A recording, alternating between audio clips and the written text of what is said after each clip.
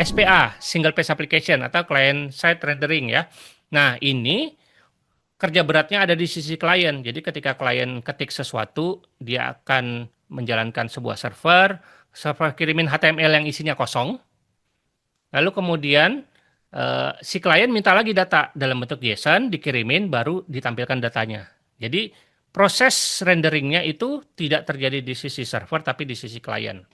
Ya, kalau teman-teman biasa buka email kayak Gmail, YouTube gitu ya, itu kan biasanya kalau kita klik dia nggak akan refresh ya, nggak akan reload. Nah itu prosesnya adalah single page application. Bikinnya pakai apa? Ada framework-framework yang tentunya teman-teman sudah familiar ya. Misalkan ada React, ada Preact, ada Vue.js, ada Lead, ada Svelte, ada Solid, dan lain-lain. Cocoknya dipakai buat apa? Buat real-time dashboard, bisa pakai untuk aplikasi yang ada kolaborasinya. Misalkan Google Docs atau Figma ya. Dia real time, ada teman-teman kita bisa ikut ngetik juga, bisa ikut ubah-ubah desain gitu ya. Itu bisa menggunakan aplikasi SPA. Oke. Demonya di sini juga ada. Jadi teman-teman bisa cek di bagian sini ada SPA. Bahkan saya sudah siapkan sampai kita bikin pakai framework. Jadi teman-teman bisa run through aja nanti selesai acara ini. Bisa diikutin sedikit demi sedikit ya.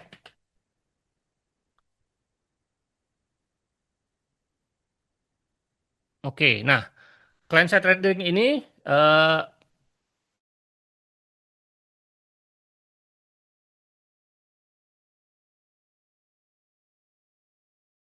Gmail tiba-tiba ada email baru kan kita nggak perlu refresh kan, langsung muncul gitu kan enak ya. Nggak kayak aplikasi misalkan apa ya aplikasi e-banking yang kalau mau gajian kita harus terus supaya lihat nih saldonya nggak nambah-nambah gitu ya. Kalau misalkan SPA dia langsung otomatis gitu. Kemudian biasanya kalau menggunakan framework seperti React, Vue dan lain-lain itu dia komponen base, jadi lebih mudah di maintain, lebih mudah di manage. Client side routingnya lebih smooth, real time update-nya lebih gampang, eh, tapi juga ada apa kerja beratnya di sisi klien. Jadi kita sebagai pengguna itu agak berat, apalagi kalau misalkan laptop kita kentang gitu. Jadi kok aplikasinya berat ya karena proses renderingnya terjadi di sisi klien bukan di sisi server. Kemudian ada beberapa eh, arsitektur lain, misalkan full stack framework atau meta framework ya. Ini sedikit beda, hampir sama seperti SPA. Initial page-nya sama, dia request dulu, terus dibalikin HTML kosong, gitu kan. Tapi yang ini HTML-nya sudah ada isinya, sedikit apa inisial apa ya? Inisial datanya sudah ada, jadi datanya ada dulu. Ketika ada update, baru si server ngirimin data dalam bentuk JSON dan diupdate oleh si klien. Jadi ini kerjanya udah seimbang lah antara klien dan server. Oke. Nah, kalau teman-teman mau buat aplikasi seperti ini bisa tadi kan untuk yang apa front end framework seperti React, Preact, Vue dan lain-lain itu masing-masing punya meta framework yang berjalan di atasnya. Misalkan ada Next.js, ada Nux, ada SvelteKit, ada Solid Start, ada Remix yang tadinya pakai React, sekarang dia pakai Preact. Kemudian ada beberapa arsitektur lain, ya, misalkan Island Arsitektur dari Astro, itu dia konsepnya itu misalkan ada konten nih yang di atas ya, ada title, ada paragraf, itu kan statik ya, jadi nggak perlu JavaScript, dia nggak akan nampilin JavaScript di situ. Dan ketika user scroll, begitu sampai bawah, ada kolom komentar yang membutuhkan interaktivitas JavaScript. Itu yang akhirnya eh, JavaScript-nya di situ aja, jadi lebih ringan.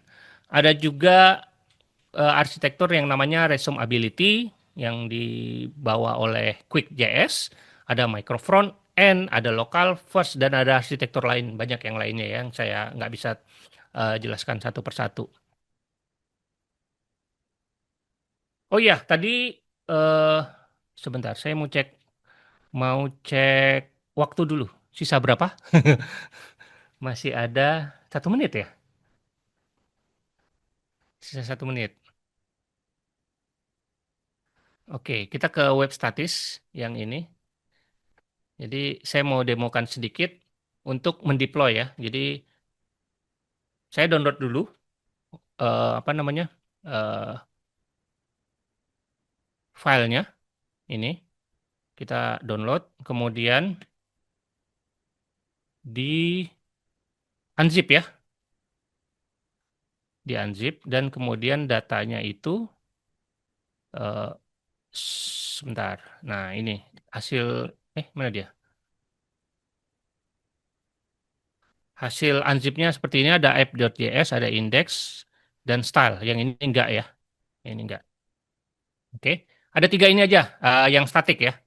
Nah, gimana caranya supaya aplikasi kita bisa diakses oleh yang teman-teman yang lain? Nah, itu teman-teman bisa pakai web hosting. Contohnya di sini dari Domanesia bisa pakai yang starter kalau yang statik. Tapi kalau mau pakai yang Node.js itu pakai yang super ya, yang sudah ada Node.js-nya. Jadi bisa deploy Node.js juga di sini ternyata ya. Saya coba kemarin eh, cukup gampang. Nah, kalau sudah ada di cPanel itu teman-teman bisa ke File Manager, terus nanti ada di sini kan. Biasanya itu kita taruhnya di www atau di public HTML. Nah, di sini. Nah, ini kita bisa upload dan kita eh, drag aja. Ya, bisa pakai FTP atau langsung gini juga bisa ya. Drag gitu. Sudah selesai. Sekarang kita cek di sini, reload. Sudah ada index, style, sama JS. Oke. Eh, Nah, sudah connect, kebetulan saya sudah dikonekkan dengan domain dan ini sudah live ya, walaupun belum bisa apa namanya, belum bisa menyimpan ke database gitu ya. Ini masih hanya statik aja. Jadi yang seperti tadi dia juga sudah bisa, ininya nanti akan balik lagi setelah 2,5 detik. Oh, masih 20 menit lagi ya. Oke. Kalau masih 20 menit lagi, kita lanjut lagi berarti. Masih ada waktu untuk melanjutkan apa namanya, perjalanan kita eh, untuk arsitektur berikutnya ya. Arsitektur berikutnya, kita tadi udah sampai di sini. Nah, yang tadi ya, untuk server sekarang. Kalau tadi untuk klien, sekarang untuk server. Untuk server, kita contohnya, saya contohkan pakai Node.js, walaupun teman-teman tadi bisa pakai PHP, atau Ruby, atau Python, dan lain-lain ya. Jadi backend itu gunanya adalah untuk menghasilkan HTML di sisi server, baru kemudian dikirimkan ke klien gitu. Nah, kita bisa proses data, bisa connect ke database juga, bisa dijadikan sebagai API, REST API, ada autentikasi untuk login dan RBAC ya, apa akses control. Komponen utamanya yang pertama adalah web server. Jadi kita bisa menggunakan built-in web server yang vanilla gitu ya. Nih, contohnya tanpa harus install dependensi apa-apa. Ini buat nanti sih, tapi kita nggak perlu dependensi apa-apa. Oke. Nah, kita bisa pakai yang Node.js punya. Ini juga bisa berjalan di Boon dan juga di Deno, kalau saya nggak salah. Karena ini adalah standar ya, web standar. Jadi kita tinggal lakukan ini, dan kita sudah bisa dapat hello from server di sini dengan eh, server port 3000. Oke. Kalau teman-teman jalan di lokal, itu bisa menggunakan node spasi server.js. Terus buka localhost 3000. Kalau di sini langsung jalan ya, karena dia sudah menjalankan eh, yang saya jalankan di sini. Sudah di setup. Kemudian gimana kalau saya mau menampilkan indeks HTML yang tadi, catatan tadi, yang dari bagian sebelumnya. Nah, di bagian sebelumnya kan kita jadi satu ya, di root ya. Ini saya masukkan ke folder template, yang app.js dan juga style.css itu, saya masukkan ke public, yang nanti akan diakses di sini. Oke, jadi untuk supaya template HTML-nya bisa terbaca di server, kita tambahkan di sini, kita baca aja filenya, read file, dari folder template index.html, kemudian kita tampilkan di sini. Oke, kita coba ya. Nah, tapi CSS-nya belum muncul nih, karena dia belum tahu ada app.js dan style.css di public. Jadi kita perlu adanya routing. Routing itu kalau misalkan kita jalankan localhost 3000 slash gitu ya. Nah, routingnya adalah untuk yang pertama yang ini dulu. Yang index HTML dulu. Oke. Kemudian baru kita tampilkan aset seperti CSS dan JavaScript, gambar, dan file lain. Di sini kita perlu menambahkan URL to path, kemudian kita cek apakah request dari pengguna itu ada file.css dan file.javascript.js. Kalau .css kita basic aja ya. Langsung kita tembak ke public slash style.css yang ini. Dan kemudian kalau ini public slash app.js ya. Jadi kita kasih kondisi untuk static file. Dan sekarang sudah sama seperti tampilan sebelumnya, tapi ini di sisi server, bukan di sisi klien. Oke, memang agak panjang karena ini vanilla semuanya ada sekitar 60 baris ya, 60 baris. Dan ini kita belum bisa simpan juga karena ini masih hmm, belum ada proses form yang disubmit itu belum diproses gitu ya. Kita lanjut ke back end. Nah, tadi saya sudah mendemokan cara pakai vanilla JavaScript, Node.js. Sekarang saya mau introduce sedikit tentang framework. Ya, framework ada banyak ya kalau di Node.js ada Express, ada apa? eh, ada banyak lah ya, ada Fastify dan saya beberapa bulan belakangan ngelihat eh, ada framework baru namanya H3 ini yang kenapa menarik karena dia cepat, ringan dan ringkas. Juga yang paling saya suka adalah dia sangat dekat dengan web standar, berbeda dengan Express ya. Express juga udah nggak begitu update juga sekarang ya. Jadi H3 ini bisa dijalankan di Node, Deno, dan juga Boon karena dia standar. Jadi mengikuti standar banget gitu. Jadi salah satu favorit saya yang bikin saya memilih itu adalah standarnya tadi ya. Kita bisa lakukan install dengan npm kalau di komputer atau di laptop atau di StackBlitz. Tapi karena di sini kita bisa langsung saja. Sekarang si H3-nya itu hampir mencapai versi 2, masih beta, walaupun masih beta.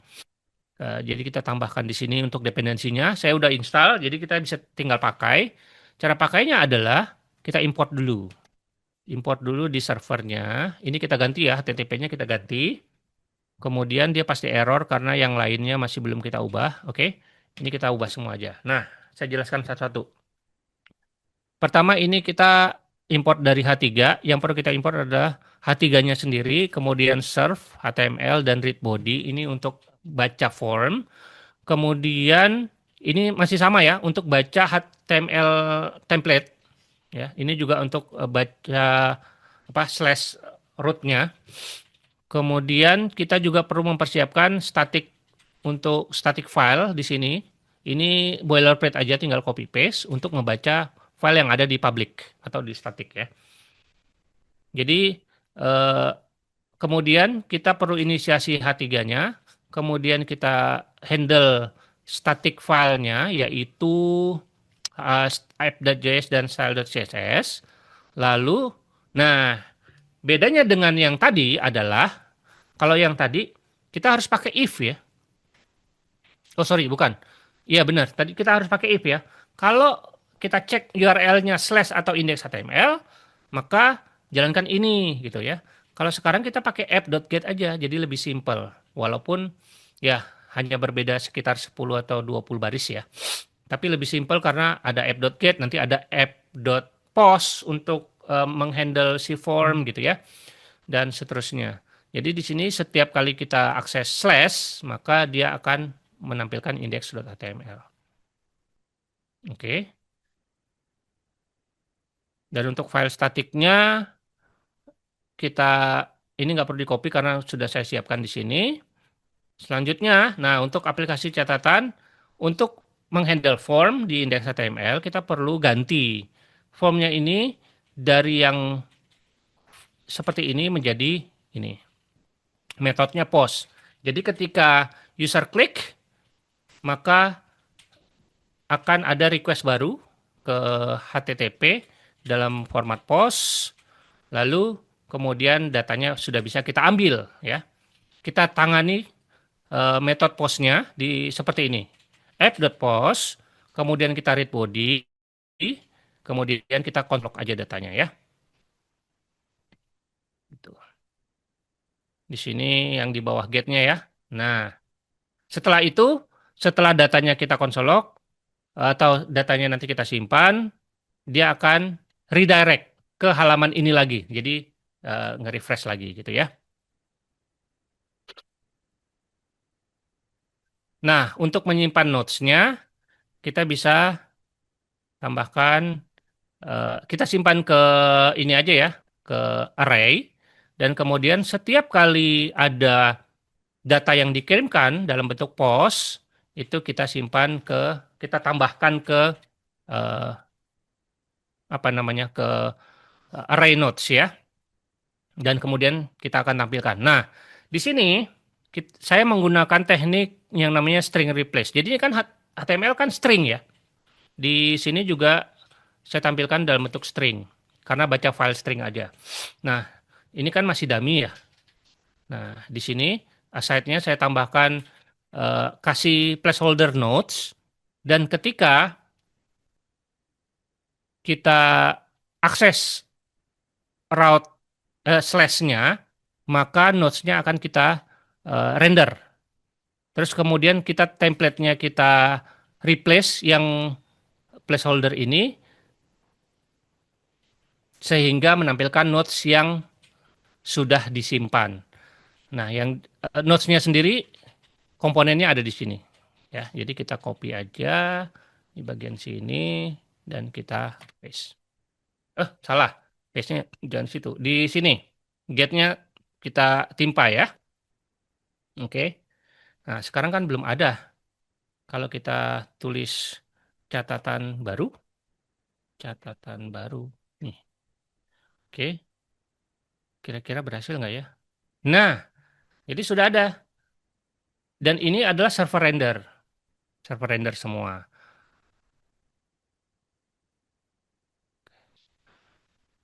Seperti itu.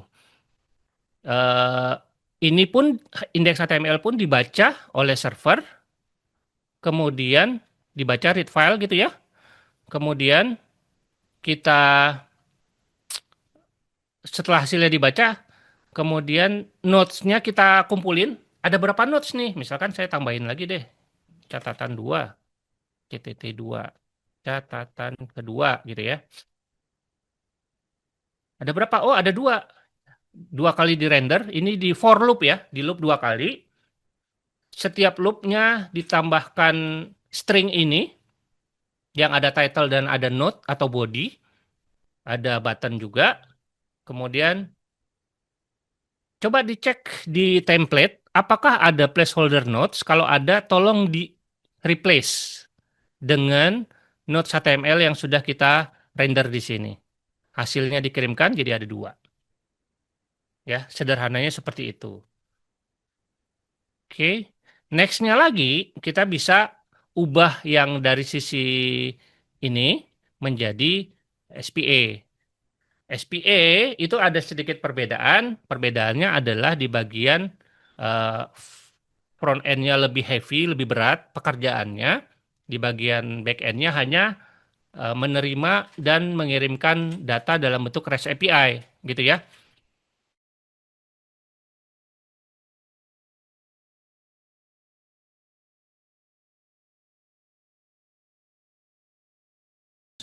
Di sisi klien, dia akan memanggil berkomunikasi dengan server melalui fetch atau melalui API.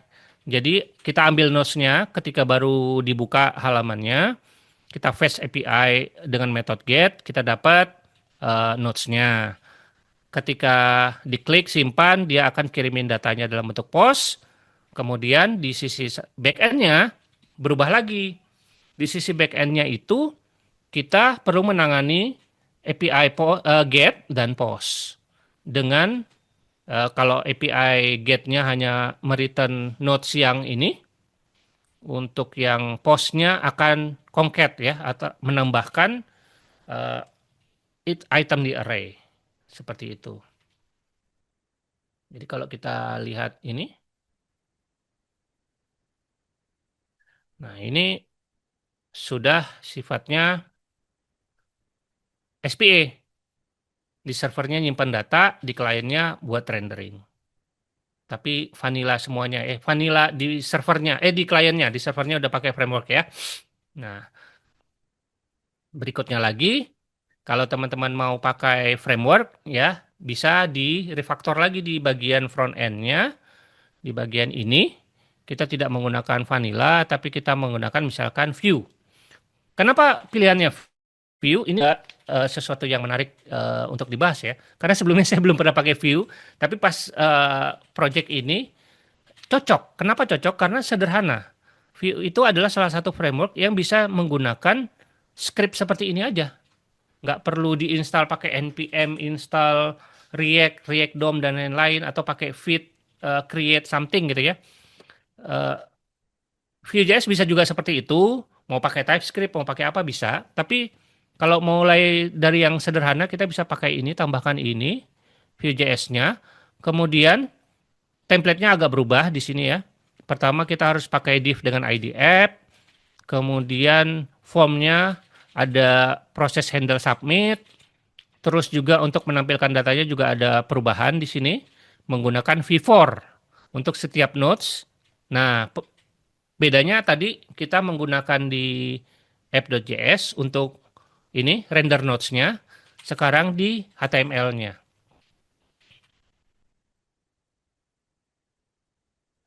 Gitu. Jadi kalau misalkan sedikit lagi, kita ini di bagian HTML-nya saya copy paste saja. Oke, masih sama ya tampilannya, walaupun sekarang udah nggak itu. Nah, sekarang di sisi server, di sisi JavaScript di kliennya, di front end-nya itu berubah. Yang pertama kita bikin aplikasi view, kemudian kita define create app-nya, tambahkan data inisial datanya, lalu ada ambil nodes yang terbaru di sini, kemudian handle submit untuk simpan nodes, untuk clear form, sampai ketika mounted, jadi ketika halaman baru dibuka, dia tampilkan nodes. Dan kalau mau ambil nodes bisa pakai fetch dengan metode get, kalau mau simpannya masih sama juga, fetch API dengan metode post. Ya, ini contoh aja. Oke, sudah selesai.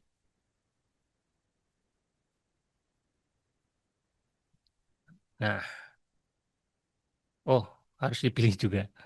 Nah, kelihatannya hampir sama, tapi kalau melihat yang tadi vanilla sama versi framework ya, ada sedikit perbedaan walaupun tidak terlalu jauh. Jadi eh, lumayan meringankan lah ya untuk framework ya, walaupun ada proses belajar yang perlu apa? Kita perlu mempelajari si front end frameworknya, baik itu React atau Vue atau Svelte dan lain-lain. Mungkin dari saya itu aja.